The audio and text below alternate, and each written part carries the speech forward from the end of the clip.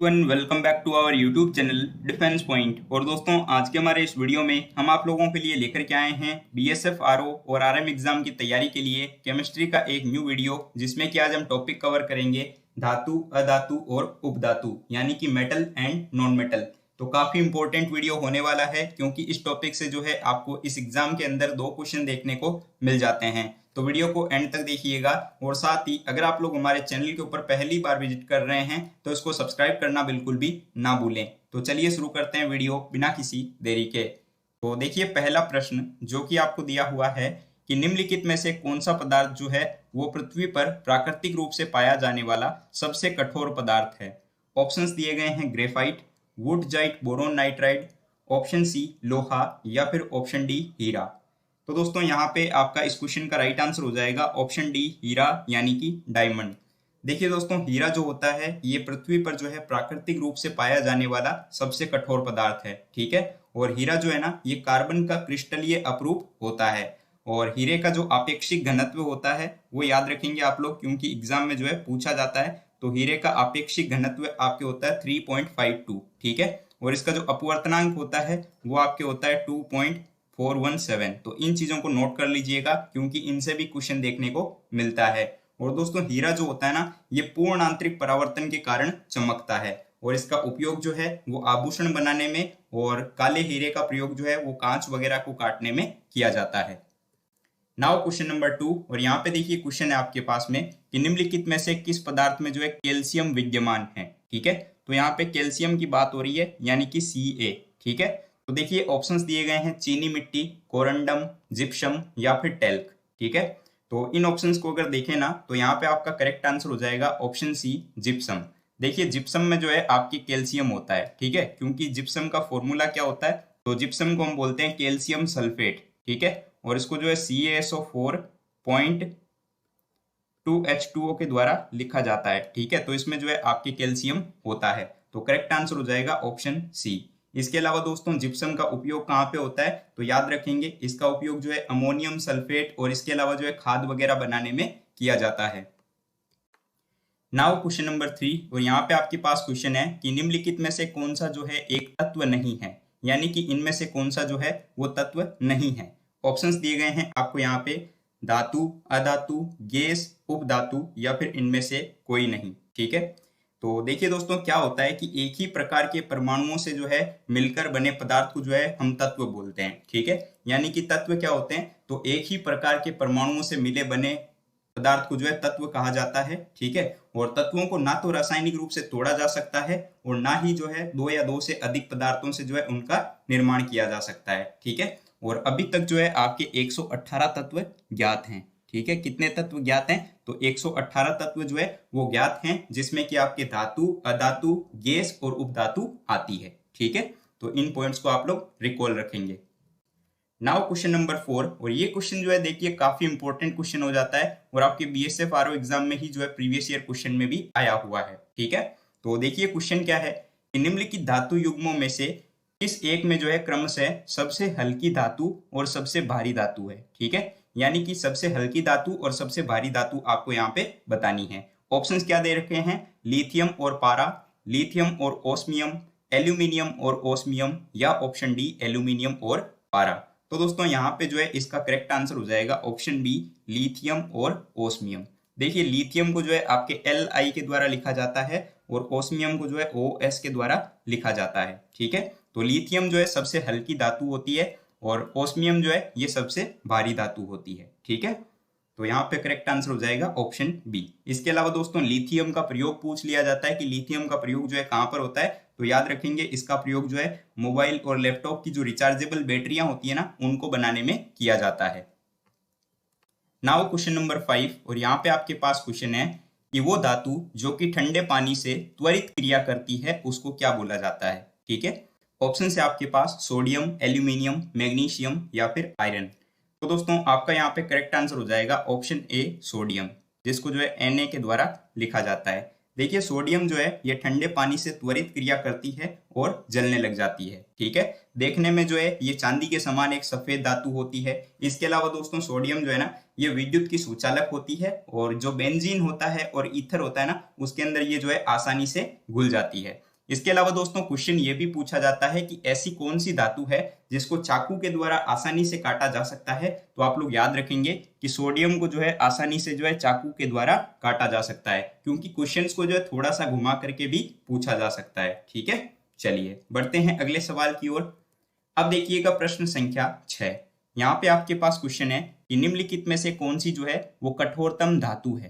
तो यहाँ पर जो है आपको हार्डेस्ट मेटल बताना है कि इनमें से हार्डेस्ट मेटल कौन सी होगी। ऑप्शंस आपके पास हैं सोना, लोहा, प्लेटिनम या फिर टंगस्टन। तो देखिए दोस्तों, इन ऑप्शंस के अकॉर्डिंग अगर बात करें ना कि सबसे कठोरतम धातु कौन सी होगी, तो यहाँ पे आपका करेक्ट आंसर हो जाएगा ऑप्शन सी, प्लेटिनम, जिसको पीटी के द्वारा लिखा जाता है। ठीक है, और देखिए यहाँ पर जो है अगर कठोरतम धातु तो आपके प्लेटिनम हो जाएगी। ठीक है, और प्लेटिनम जो होती है ना दोस्तों, ये आपके सफेद रंग की दिखाई देती है, जिस प्रकार की चांदी होती है उसी टाइप की ये दिखती है। ठीक है, और इसको जो है सफेद सोना कहा जाता है। ठीक है, प्लेटिनम को क्या कहा जाता है? प्लेटिनम को जो है सफेद सोना भी कहा जाता है, और इसका उपयोग जो है आभूषण बनाने में और साथ ही जो आपके फाउंटेन पेन होते हैं ना, उनकी टिप बनाने में किया जाता है। ठीक है, चलिए नाउ क्वेश्चन नंबर 7, और यहाँ पे आपके पास क्वेश्चन है कि निम्नलिखित धातुओं में से कौन सी एक जो है वो अमलगम नहीं बनाती है। ठीक है, तो दोस्तों यहाँ पे जो है अमलगम की बात हो रही है, तो आप सबसे पहले ये समझिए कि अमलगम जो है किसको बोला जाता है। ठीक है, तो देखिए क्या होता है कि पारा या फिर जो है आपके किसी अन्य धातु की मिलावट से बनी मिश्र धातु जो होती है ना, वो अमलगम कहलाती है। ठीक है, और अब देखिए ऑप्शंस आपको दिए हुए हैं जस्ता, तांबा, मैग्नीशियम और लोहा। तो इन ऑप्शंस को अगर देखें ना, तो इसमें जो है जस्ता, तांबा और मैग्नीशियम आदि धातुएं जो है ये मरकरी यानी कि पारे के साथ में जो है मिल करके उसका यौगिक या फिर जो है अमलगम बनाती है। ठीक है, कौन कौन सी? जस्ता, तांबा और मैग्नीशियम, ये तीनों जो है अमलगम बनाती है, लेकिन लोहा जो होता है ना, ये अमलगम नहीं बनाता। तो करेक्ट आंसर हो जाएगा ऑप्शन डी। देखिएगा प्रश्न संख्या 8। यहाँ पे आपके पास क्वेश्चन है कि निम्नलिखित मिश्र धातुओं में से किसे अमलगम कहा जाता है। ठीक है, तो दोस्तों अभी मैंने आपको पिछले क्वेश्चन में बताया था कि पारा जो है जिन धातुओं के साथ में मिलकर के धातुई घोल बनाता है उसी को अमलगम कहा जाता है। तो ये देख लीजिए कि पारा जो है किस में दिया हुआ है आपको। तो अगर आप लोग इन ऑप्शंस को देखें तो यहाँ पे जो है पारा आपको सिर्फ एक ही ऑप्शन में देखने को मिल रहा है, पारा जस्ता। ठीक है, तो करेक्ट आंसर हो जाएगा ऑप्शन सी। और दोस्तों अगर आप लोगों को यहाँ पे पारा और लोहा दे दिया जाता ना, तो वो अमलगम नहीं बन सकती थी। ठीक है, फिर जो है हम दूसरे ऑप्शंस को देखते, लेकिन यहाँ पे जो है जब भी पारे के साथ में जस्ता या फिर जो है किसी और धातु को मिलाया जाएगा, जैसे कि हमने पीछे देखा था तांबा और मैग्नीशियम, ठीक है, तो उनके साथ में जो है अमलगम बनता है। नाउ क्वेश्चन नंबर 9, और यहाँ पे आपके पास क्वेश्चन है कि निम्नलिखित में से कौन सा जो है वो आपके मूल तत्व है, यानी कि फंडामेंटल सब्सटेंस। ऑप्शन है आपके पास में रेत, हीरा, संगमरमर या फिर शक्कर। तो देखिए करेक्ट आंसर क्या हो जाएगा, ऑप्शन ए, सैंड यानी कि रेत। देखिए सिलिकॉन जो होता है ना, ये भूपर्पटी में जो है ऑक्साइड के विभिन्न रूपों में जो है पाया जाता है। ठीक है, जैसे कि रेत हो गया, क्वार्ट्ज हो गया, इनमें। और देखिए यहाँ पे रेत जो होती है ना, इसको हम लिखते हैं SiO2 के द्वारा, SiO2। ठीक है, तो करेक्ट आंसर हो जाएगा option A. Now question number 10, और यहाँ पे आपके पास क्वेश्चन है कि निम्नलिखित धातुओं में से कौन जो है वो स्वतंत्र अवस्था में पाई जाती है। काफी इंपॉर्टेंट क्वेश्चन हो जाता है, स्वतंत्र अवस्था में पाई जाने वाली धातु। ऑप्शंस दिए गए हैं एल्यूमिनियम, सोना, क्रोमियम या फिर जस्ता। ठीक है, तो राइट आंसर आपका यहाँ पे हो जाएगा दोस्तों ऑप्शन बी, सोना, जिसको कि AU के द्वारा रिप्रेजेंट किया जाता है, और ये जो है मुक्त अवस्था में पाई जाती है। बाकी जो आपको धातुएं दी गई है ना, एल्यूमिनियम, क्रोमियम और जस्ता, ये जो है अयस्कों से प्राप्त की जाती है, यानी कि जो ओर होते हैं उनके द्वारा जो है इनको प्राप्त किया जाता है। प्रश्न संख्या 11, यहाँ पे आपके पास क्वेश्चन है कि एल्यूमिनियम धातु को जो है प्राप्त किया जाता है। तो एल्यूमिनियम को जो है किस प्रकार से प्राप्त किया जाता है ये बताना है। ऑप्शंस हैं पीच ब्लेंड से, ग्रेफाइट से, बॉक्साइट से या फिर अर्जेंटाइट से। तो देखिए दोस्तों कि भूपर्पटी में जो है धातुओं में अगर हम देखें ना, तो एल्यूमिनियम जो है ये सबसे अधिक मात्रा में पाया जाता है। ठीक है, और एल्यूमिनियम आपको कभी भी जो है मुक्त अवस्था में देखने को नहीं मिलता। इसको जो है आपके अयस्क जो होते हैं ना, यानी कि और उनके द्वारा प्राप्त किया जाता है। ठीक है, और एल्यूमिनियम के जो है कुछ मुख्य अयस्क होते हैं, जैसे कि बॉक्साइट, फेल्सपार, एल्यूनाइट, ये सब। ठीक है, तो यहाँ पे देखिए आप लोगों को देखने को मिल रहा है ऑप्शन सी में बॉक्साइट। तो एल्यूमिनियम को जो है बॉक्साइट से प्राप्त किया जाता है, तो करेक्ट आंसर हो जाएगा ऑप्शन सी। दोस्तों मुख्य रूप से बॉक्साइट जो है ना, ये आपके झारखंड, उड़ीसा और छत्तीसगढ़ में देखने को मिलता है। तो दोस्तों केमिस्ट्री के जो है बीएसएफ, आरओ और आरएम एग्जाम के लिए हमने ऑलरेडी 2 वीडियो आपके लिए पहले से बना रखे हैं। तो अगर आप लोगों ने अभी तक उन वीडियोस को नहीं देखा है तो उनकी भी लिंक आपको इस वीडियो के नीचे डिस्क्रिप्शन बॉक्स में दी गई है, आप लोग उनको चेकआउट कर सकते हैं। और दोस्तों थोड़ा सपोर्ट जो है जरूर से कीजिए, जिससे कि हम लोग भी जो है आपको डेली कंटेंट प्रोवाइड करवा पाएं, ठीक है। अब देखिए क्वेश्चन नंबर 12, यहाँ आपके पास क्वेश्चन है कि निम्नलिखित में से कौन सा तत्व जो है वो प्रदूषण नहीं फैलाता। तो आपको ये बताना है कि इनमें से ऐसा कौन सा तत्व है जो कि आपके पोल्यूशन नहीं फैलाता। तो ऑप्शंस दिए हुए हैं तांबा, कैडमियम, आर्सेनिक या फिर निकल। तो दोस्तों करेक्ट आंसर हो जाएगा ऑप्शन ए तांबा, जिसको कि हम Cu के द्वारा लिखते हैं और इसको जो है कॉपर बोला जाता है। देखिए तांबे को छोड़कर जो भी ऑप्शन दिए हुए ना, वो सभी जो है प्रदूषण फैलाते हैं। और कुछ भारी धातुएं ऐसी भी होती है जो कि पानी में घुल करके जो है उसको प्रदूषित कर देती है, जैसे कि कैडमियम हो गई, लेड हो गई, पारा हो गया, ठीक है, ये सब। इसके अलावा दोस्तों कैडमियम और पारा तो मतलब कि इतने हानिकारक होते हैं कि ये जो है मस्तिष्क और जो केंद्रीय तंत्रिका तंत्र होता है ना, उनको प्रभावित करते हैं, ठीक है। अब देखिए प्रश्न संख्या 13, यहाँ पे आपके पास क्वेश्चन है कि मिनरल्स क्या होते हैं, यानी कि जो खनिज होते हैं वो किसे कहा जाता है। तो धातु या फिर जो है उनके यौगिक जो है ना, वो पृथ्वी में से जिस रूप में से निकलते हैं उनको हम खनिज बोलते हैं। और खनिज जो है ये एक प्रकार के अकार्बनिक ठोस पदार्थ होते हैं, जैसा कि आप ऑप्शन बी में देख रहे हैं। तो करेक्ट आंसर हो जाएगा ऑप्शन बी कि मिनरल्स आर इनऑर्गेनिक सॉलिड, यानी कि खनिज जो होते हैं ये अकार्बनिक ठोस होते हैं। For example sodium, potassium, calcium, ये सब जो है इसके एग्जाम्पल हो जाएंगे।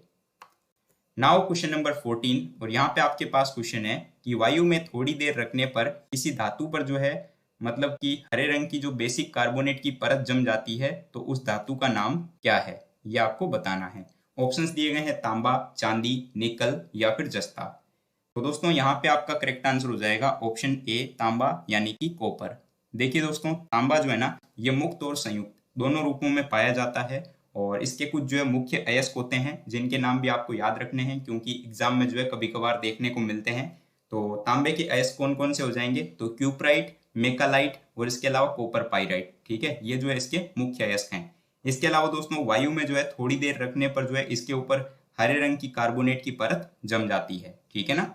चलिए अब देखिएगा प्रश्न संख्या 15, यहाँ पे आपके पास क्वेश्चन है कि निम्न धातुओं में से जो है कौन सामान्य ताप पर द्रव अवस्था में पाई जाती है। ऑप्शंस दिए गए हैं सीसा, पारा, निकल या फिर टिन। तो करेक्ट आंसर हो जाएगा आपके यहाँ पर ऑप्शन बी। देखिए प्रकृति में जो है पारे को छोड़कर लगभग सभी ठोस धातुएं जो होती है ना, ये आपके ठोस अवस्था में पाई जाती है। यानी कि बोलने का मतलब ये है कि धातुओं में अगर हम देखें ना, तो पारे को छोड़कर जो है सभी धातुएं ठोस अवस्था में देखने को मिलती है। और पारा ही एक ऐसी धातु है जो कि सामान्य ताप पर जो है द्रव अवस्था में पाई जाती है। और इसका उपयोग आप लोगों को पता है दोस्तों, थर्मामीटर बनाने में जो है इसका उपयोग किया जाता है, ठीक है। इसके अलावा जो अमलगम होता है उसको बनाने में जो है पारे का इस्तेमाल किया जाता है। नाउ क्वेश्चन नंबर 16, और यहाँ पे आपके पास क्वेश्चन है कि किस खनिज के द्वारा जो है रेडियम को प्राप्त किया जाता है। तो रेडियम को जो है कौन से खनिज में से निकाला जाता है, ये बताना है। ऑप्शन हैं लाइमस्टोन, पीच ब्लेंड, रूटालाइट या फिर जो है हेमेटाइट। तो दोस्तों करेक्ट आंसर हो जाएगा यहाँ पे आपका ऑप्शन बी। देखिए रेडियम जो होता है ना, ये आपके पीच ब्लेंड में से प्राप्त किया जाता है। और रेडियम का जो आविष्कार है ये पियरे क्यूरी और मैडम क्यूरी के द्वारा किया गया था। इसके द्वारा मैडम क्यूरी, ये नाम आप लोग याद रखेंगे क्योंकि आप लोगों ने रेडियो एक्टिविटी पढ़ी होगी, ठीक है, तो उसमें भी जो है इनका नाम आता है। और बाकी हेमेटाइट्स तो आपको पता ही है, हेमेटाइट से जो है लोहा प्राप्त किया जाता है, ठीक है। और बाकी चूना पत्थर जो होता है ना, ये अवसादी चट्टानों का प्रकार होता है। नाउ क्वेश्चन नंबर 17, और यहाँ पे आपके पास क्वेश्चन है कि विश्व में उपयोग में लाई जाने वाली पहली धातु कौन सी थी। तो देखिए काफी सिंपल सा क्वेश्चन है।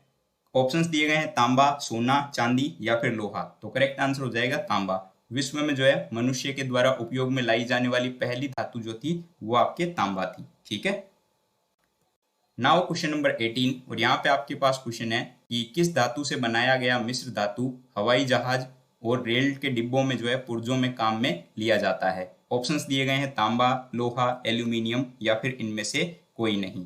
तो करेक्ट आंसर हो जाएगा ऑप्शन सी, एल्यूमिनियम के मिश्र धातु से बनाया गया धातु जो होता है ना, ये हवाई जहाज और रेल के डिब्बों के पुर्जों के निर्माण में काम में लिया जाता है। देखिए एल्यूमिनियम जो है ये एक हल्की धातु है और इसमें जो है कभी भी जंग नहीं लगता, ठीक है ना। और ये जो है आपके संयुक्त अवस्था में जो है विभिन्न अयस्कों में पाई जाती है। इसके अलावा जो है धातु और ऊष्मा और विद्युत की जो है सुचालक होती है और देखने में जो है चांदी के समान सफेद दिखाई देती है।